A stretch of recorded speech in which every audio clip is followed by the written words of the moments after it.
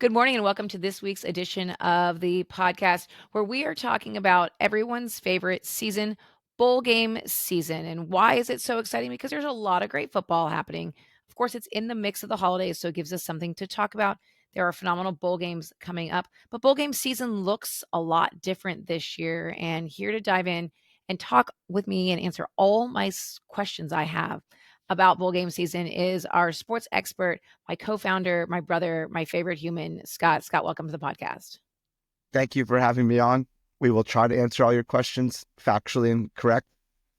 With the new bowl season coming up, we've got 47 total bowl games over the next few weeks to get you through the holidays. And we're here to give you the most conversation starters we can. Well, and I feel bad because lots of times we'll be on here and I think of a question. I'm like, should I ask it? I'm not sure he knows the answer because we don't really pre-prep. We kind of walk through our notes, but we don't really sit down and discuss all this stuff ahead of time. This is really truly like a fly by the seat of our pants situation because questions come up. And so it's exciting to have us all here today to talk about this. Let's start with now bowl game season. Now, we used to have the toilet bowl and the salad bowl and all these different things. We have 2 bowl games I wanna note this year. Number 1, are they the same date? Actually, I meant to just look at that really quick. Number 1 is the Pop-Tart Bowl, which the reason it's notable is because the teams eat one of the mascots. Yeah, this is one of the best marketing schemes we've ever seen with Pop-Tart taking over the bowl game last season.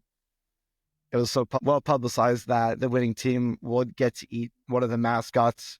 I don't know if you recall, the Pop-Tart was sitting on top of like a large toaster essentially and went in and came out the bottom as a massive Pop-Tart. And Kansas State got to enjoy, although very gruesome, and they got to enjoy a very delicious Pop-Tart. And now there's, I think, 3 options I coming into think so this year too. to eat. So they've really expanded their brand as Pop-Tart. I think they really made a comeback, right? Of course they have. I mean, definitely. I mean, that's aside of the national championship trophy. I couldn't really think of a better bowl game celebration for the Well, winner. I mean, yeah, because there's the Mayo Bowl where they dump mayo on the winning Yeah. coach, so maybe that's not it. But The you know Mayo what? Bowl too. Yes, that's I mean, that's more like a hair treatment, yes. not a sugar coma. Yeah. So I don't know. Can you use mayo in like a facial? Maybe a Yeah, mayo. yeah. So it does happen that the 2 games I wanna talk about happen to be on the same day. I just realized that. It's actually quite sad It's realizing really this. sad actually, now that we're talking about it, like, the pop culture dreams we have for college football bowl game season happen on the same night. We have the Pop-Tart Bowl, obviously, but Mhm. then we have the Snoop Dogg Arizona Bowl, presented by Gin and Juice by Dre and Snoop, and it's the first college bowl game sponsored by an alcoholic beverage, and seriously, Snoop Dogg is everywhere. Yes, Snoop's nonstop. He just finished The Voice, is what I've been told. Yeah, fortunately, he didn't win, but he's on The Voice. He's at the Olympics. He's doing, what is he, in Skechers now? He's got hanging out Yes. with Martha Stewart. And You know so what why not take over a bowl game?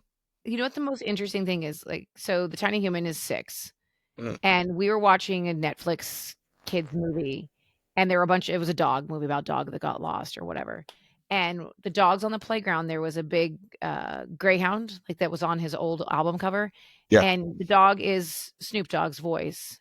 Tiny human literally looks at the screen and goes, "Is that Snoop Dogg?" The fact that a 6-year-old, knows his voice just proves to you that he is cultivating this whole new generation of fans that are 6 and have no idea what he actually did and what his music was like previously. when he started. Yeah. I mean, the evolution over the decades at this point is pretty unbelievable. You've got 6-year-olds. If you haven't done the affirmations with Snoop Dogg and, like, the kids' affirmations, you're really missing out. I'm not sure I've heard this. I will pull it up. While you talk about the bowl game, I will pull up a Snoop Dogg Is it affirmation. like a meditation? No, no, it's affirmations. I'll pull it up while you discuss the excitement of this bowl game and what's different about it with NIL. Okay. Yeah, of course. Snoop's not just going to take over a bowl game and let it be boring and normal. As you said, it's presented by the first ever alcohol sponsor, Gin and Juice, which is very appropriate. They're kind of doing a revolutionary thing with money in the NIL era. Everything's about money. So Colorado State and Miami of Ohio not Miami of Florida, have the opportunity to make some serious money in NIL. And I don't know if you, I'm a big fan of the like 50, 50, 50, 49 raffles at sporting events, Mhm. as I think you know, and I think you've participated in quite a few. Yep. And for those who don't know, that's where you buy like essentially a lottery ticket and you get a number. And then in this case, 50% of the pot will go to the lucky winner who actually wins the number. And then the other 50% is going to go to NIL towards both teams to pay That's them cool. and give them opportunities to make money. So, I mean, the amount of money is unlimited. I guess they could win. I've seen, over, I think, 100,000 at least, maybe Yeah, at I feel like when A few I Golden say we Knights went to the games. Stanley Cup game, I think the 50-50 raffle was pretty significant.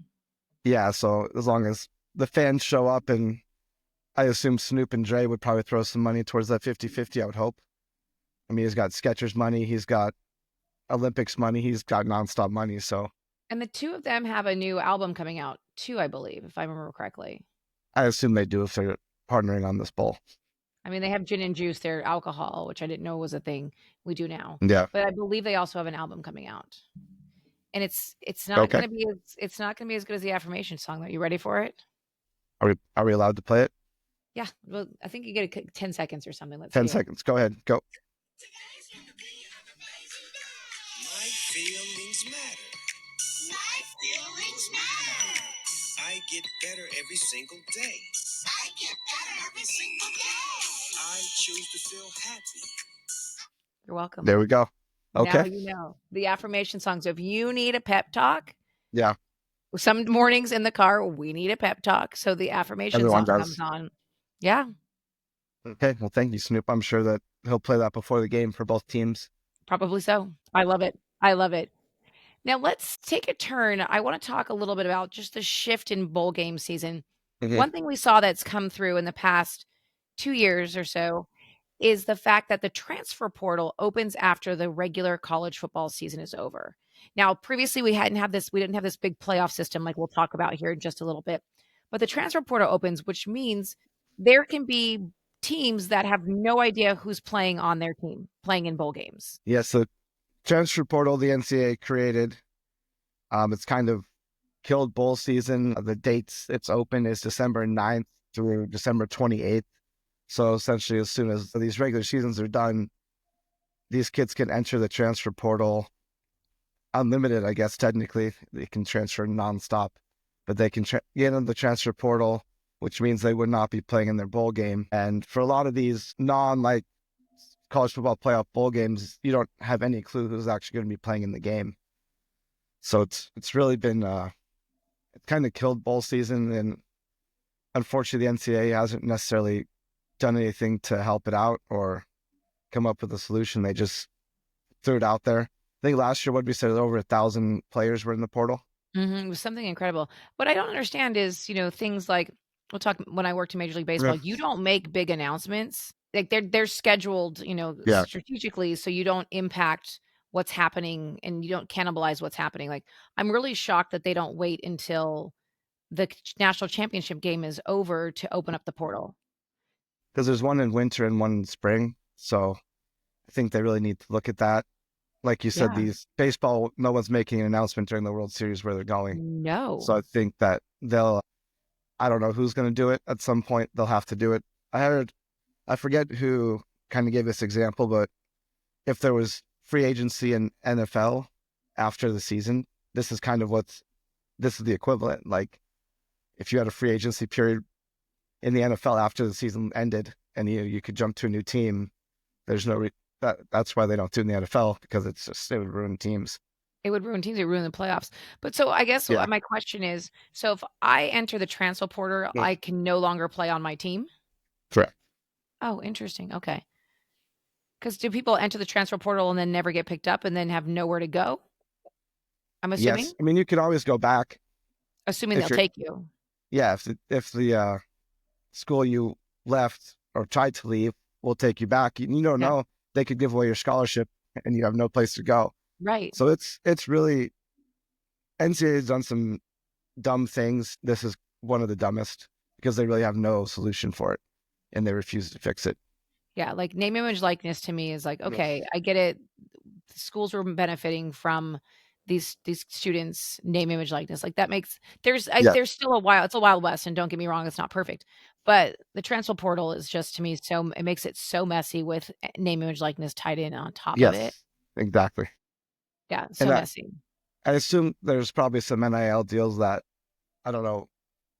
The terms are all over the place. No one actually knows what the terms are. That would, say maybe you have to play another bowl game to receive this money. That would Maybe make that's sense. one way moving forward they could kind of fix this. Yeah, that's interesting. That's a good point.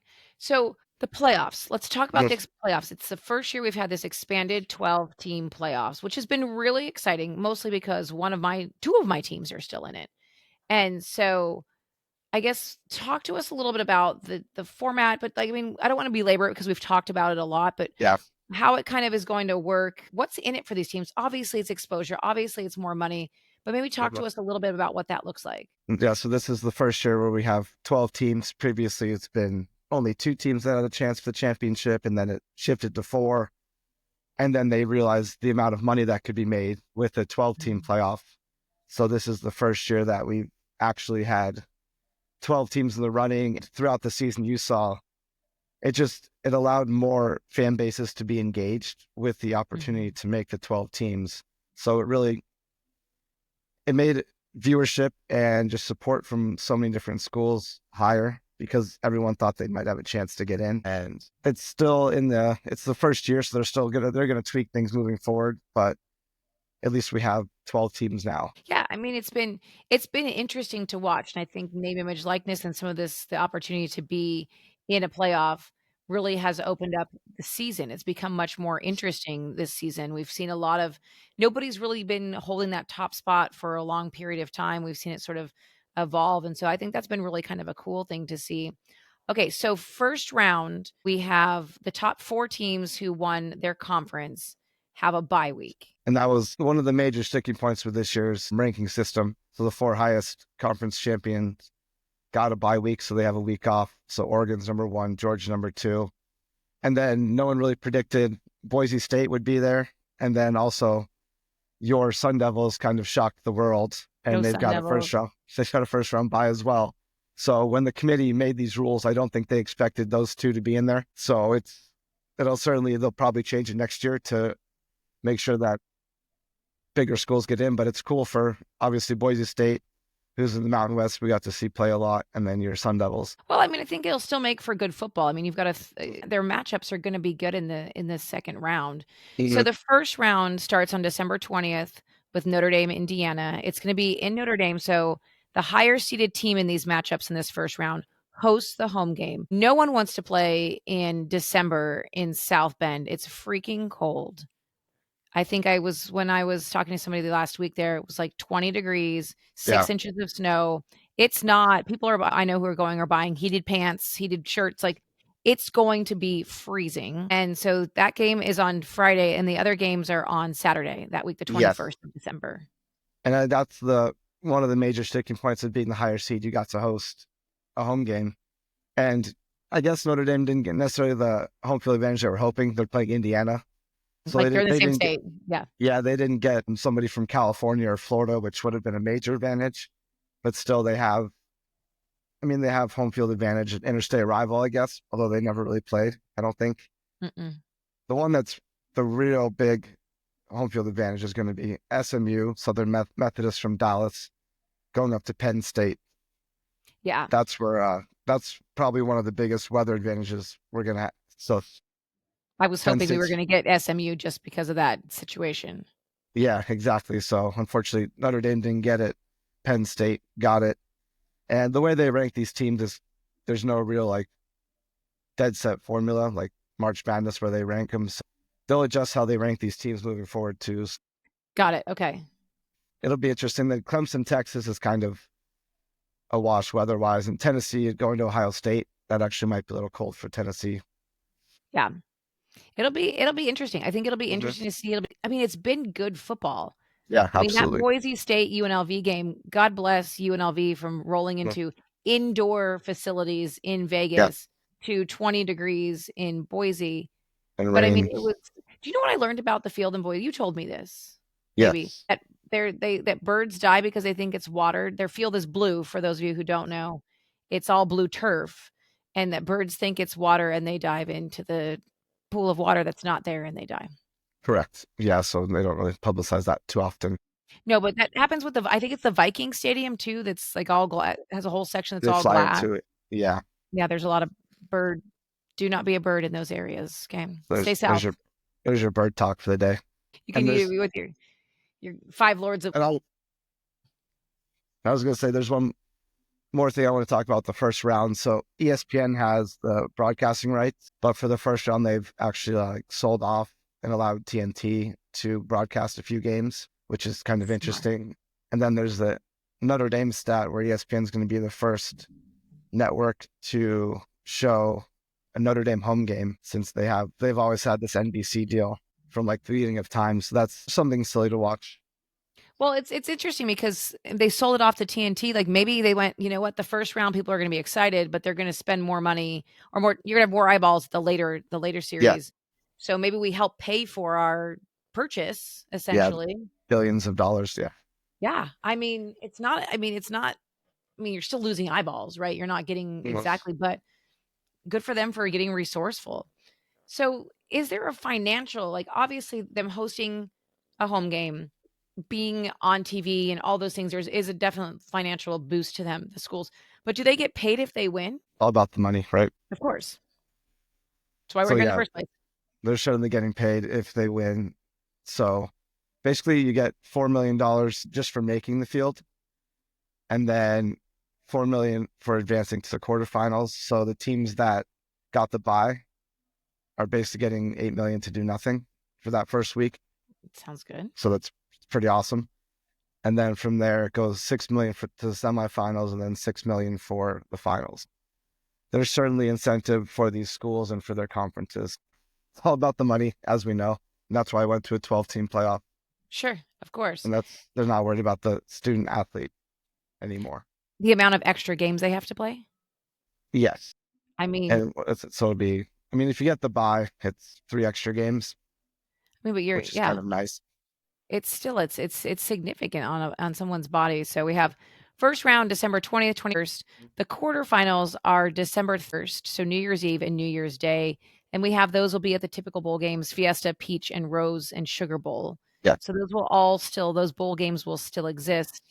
And the winners, obviously, of the first round will play those 4 teams we just talked about: Boise State, Arizona State, Oregon, Georgia, at those bowl games. And then the semifinals are January 9th and 10th at the Orange Bowl and the Cotton Bowl. And then we have the championship game on Monday, January 20th, which I also believe is Inauguration Day.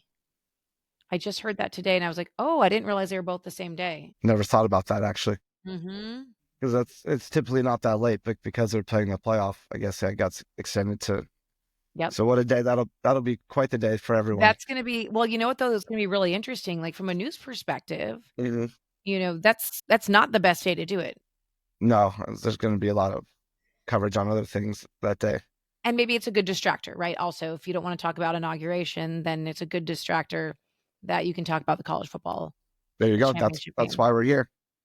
Okay, we have about 1 more minute or so. Do you wanna talk about anything else on our list that jumps to the top for you? Oh, there's so many. I was gonna throw at least they'll be able to get Chick-fil-A at the national championship game That's since true. it's I not on a mean, Sunday. that's Since the true. stadium in Atlanta has a Chick-fil-A in it, but that's the home of the Falcons, and Chick-fil-A is closed on Sunday, so they can get over their inauguration fears with Chick-fil-A. Yep, good enough. Get just one more real quick. Yes. And so this is not a new, the playoffs not a new thing for college football. The FCS, which is the lower division, has always had a playoff, and they have 2014 playoff. So they extend their season a lot more, and there's a lot more games involved in those. So this is not necessarily a new thing for college football, just this specific division. Got it. Okay. Well, it'll be good. It'll be some great football. So thanks for filling Yes. us in. We'll all tune in on the 20th with that first game and then move on through there. So thanks for sharing that with us. And we look forward to the bowl games, Pop-Tarts, Snoop Dogg, all the things. Yes. And Merry Christmas, Happy Hanukkah, Happy Kwanzaa, Happy Festivus for the rest of us.